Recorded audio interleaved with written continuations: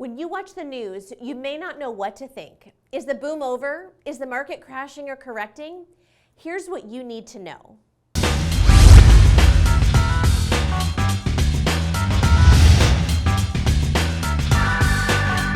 I'm Eve Metlis with Watson Realty with your Tuesday tip. The housing market is starting to stabilize compared to the last 2 years. But what you need to remember is the past 2 years were record-breaking in almost every way. Record low mortgage rates and peak home buying led to an influx of buyer demand. At the same time, there weren't enough homes available to purchase thanks to many years of underbuilding and sellers who held off on listing their homes due to the health crisis.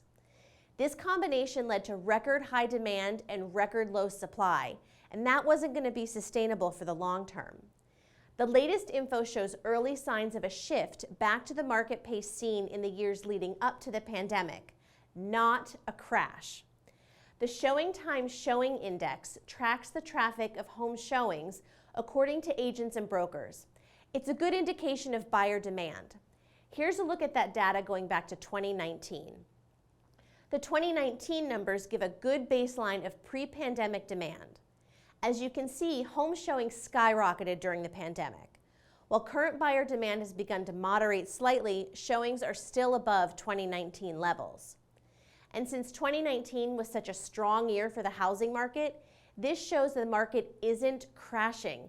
It's just at a turning point that's moving back toward more pre-pandemic levels. The news is also talking about how existing home sales are declining, but let's put that into perspective. Here's a look at existing home sales going all the way back to 2019 using data from the National Association of Realtors. The pandemic numbers beat the more typical year of 2019 home sales, and according to the latest projections for 2022, the market is on pace to close this year with more home sales than 2019 also.